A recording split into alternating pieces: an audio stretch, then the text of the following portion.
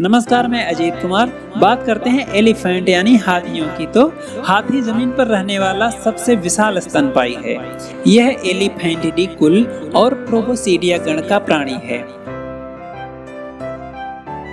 वर्तमान में एलिफेंटिडी कुल में केवल 2 प्रजातियां ही जीवित हैं। पहली प्रजाति है एलिफस और दूसरी लाक्सोडांटा। तीसरी प्रजाति मैमथ विलुप्त हो चुकी है। जीवित 2 प्रजातियों की 3 जातियां पहचानी जाती हैं। लाक्सोडांटा प्रजाति की 2 जातियां, जिसमें पहली जाति है अफ्रीकी खुले मैदानों का हाथी, जिसका अन्य नाम बुश या सवाना हाथी है। इसको अफ्रीकी जंगलों का हाथी भी कहा जाता है। और दूसरी जाति है एलिफस जाति, जिसमें है भारतीय या एशियाई हाथी। हालांकि कुछ शोधकर्ता दोनों अफ्रीकी जातियों को एक ही जाति मानते हैं। अन्य लोग मानते हैं कि पश्चिमी अफ्रीका का हाथी चौथी हाथी है।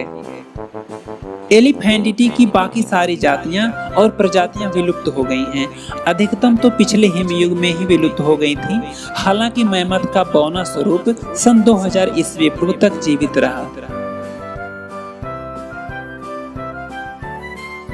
वर्तमान समय में हाथी जमीन का सबसे बड़ा जीव है।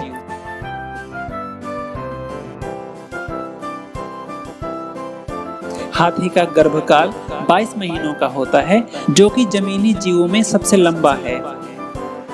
जन्म के समय हाथी का बच्चा करीब 104 किलो का होता है। बात करें हाथियों की उम्र की, तो यह 50 से 70 वर्ष तक जीवित रहता है। हालांकि सबसे दीर्घायु हाथी 82 वर्ष दर्ज किया गया है। आज तक का दर्ज किया गया सबसे विशाल हाथी सन 1955 ईस्वी में अंगोला में मारा गया था। इस हाथी का वजन लगभग 10,900 किलो था और कंधे तक ऊंचाई 3.96 मीटर थी, जो कि एक सामान्य अफ्रीकी हाथी से लगभग 1 मीटर ज्यादा है। इतिहास के सबसे छोटे हाथी यूनान के क्रीट द्वीप पर पाए जाते थे और गाय के बछड़े अथवा सूअर के आकार के होते थे।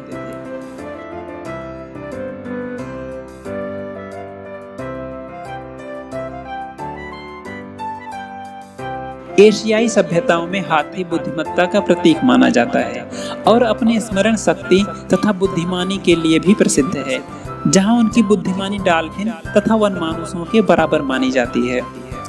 पर्यवेक्षण से पता चला है कि हाथी का कोई प्राकृतिक परभक्षी नहीं होता है। हालांकि सिंह का समूह शावक या कमजोर जीव को शिकार करते देखा गया है। वर्तमान समय में हाथी मनुष्यों के दखल तथा अवैध शिकार के कारण संकट में है।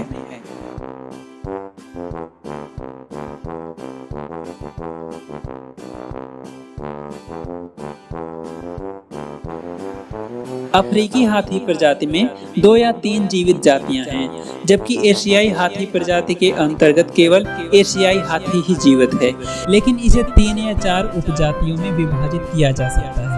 अफ्रीकी तथा एशियाई हाथी समान पूर्वज से करीब 76 लाख वर्ष पूर्व विभाजित हो गए थे।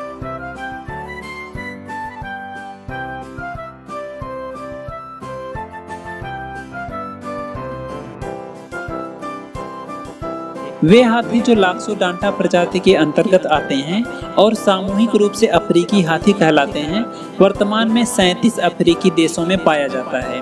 अफ्रीकी हाथी एशियाई हाथी से कई प्रकार से अलग होते हैं, जिनमें सबसे खास उनके बड़े कान होते हैं।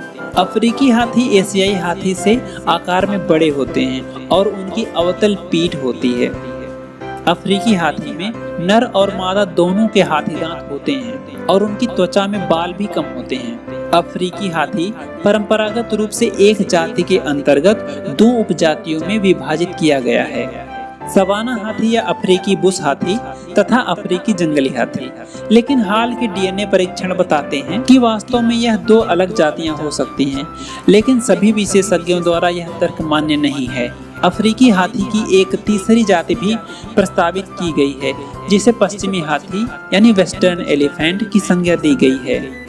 अफ्रीकी बुश हाथी, अफ्रीकी जंगली हाथी, एशियाई हाथी, विलुप्त अमेरिकी मेस्टोडॉन तथा मैमथ के डीएनए विश्लेषण करने वाले वैज्ञानिक सन 2010 ईस्वी में इस निष्कर्ष में पहुंचे कि यकीनन अफ्रीकी बुश हाथी तथा अफ्रीकी जंगली हाथी 2 अलग जातियां हैं।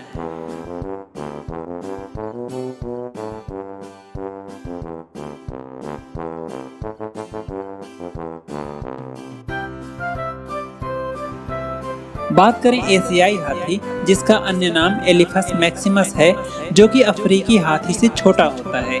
इसके कान छोटे होते हैं और अधिकांश रूप से केवल नर में हाथी दांत पाए जाते हैं। दुनिया भर में एशियाई हाथी, जिन्हें भारतीय हाथी भी कहा जाता है, उनकी आबादी 60,000 आंकी गई है, जो अफ्रीकी हाथी का 10वां भाग है। अधिक सटीक अनुमान यह लगाया गया है कि एशिया में जंगली हाथी करीब 38,000 से 53,000 हैं तथा पालतू हाथी 14,500 से लेकर 15,300 हैं और तकरीबन 1,000 हाथी दुनिया भर के चिड़ियाघरों में हैं।